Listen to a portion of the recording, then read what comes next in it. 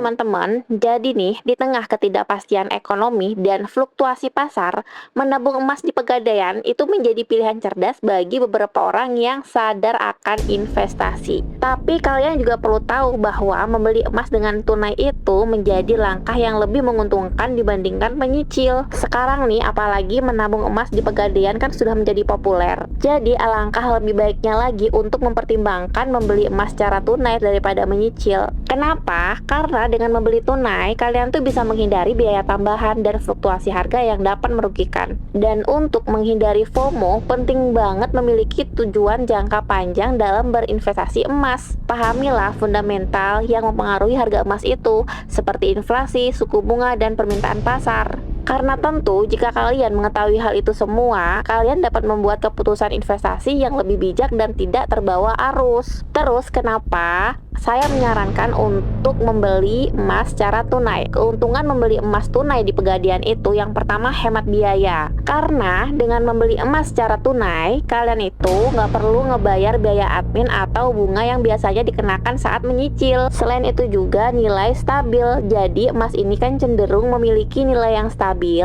dan meningkat seiring waktu. Dengan membeli tunai, kalian itu mengunci harga saat itu juga dan menghindari resiko fluktuasi yang dapat terjadi jika kalian menyicil. Nah, seperti contohnya nih, sekarang kan harga emas 1.930.000. Kita tarik mudah menghitungnya aja ya. Anggap saja harga emas 1 juta per gram. Jadi, kalian mau beli 10 gram. Ya udah, kalian tinggal bayar 10 juta aja. Tapi jika kalian menyicil, kalian mungkin harus membayar lebih karena bunga dan biaya lainnya yang dapat membuat total pengeluaran kalian tentu lebih tinggi. Nah, terus nih, untuk menghindari dari FOMO, kalian juga harus memiliki tujuan jangka panjang. Yang pertama, tetapkan dulu tujuan investasinya apa.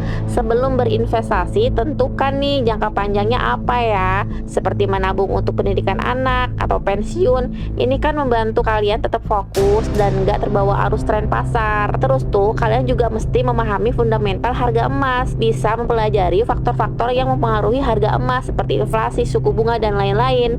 Dengan pemahaman itu, kalian dapat membuat keputusan yang lebih baik, nggak terburu-buru dalam berinvestasi. Dan saran juga nih, kalau bisa diversifikasi investasi, jadi jangan hanya bergantung pada emas aja, kalian juga harus ada sih sedikit-sedikit, seperti kalian ada di saham, reksadana, dan sebagainya. Jadi nih, dengan pendapatan yang tepat, menabung emas di Pegadaian itu dapat menjadi investasi yang menguntungkan dan aman untuk masa depan Anda. Jadi nggak perlu deh kalian tuh kayak ngeraguin, aduh aman nggak ya di Pegadaian. Anda itu badan usaha milik negara, jadi dan juga udah diawasi oleh OJK. Jadi tenang aja guys, nggak usah kayak ngerasa serem gitu. Ya emang sih duit ya, memang agak serem sih kalau hilang.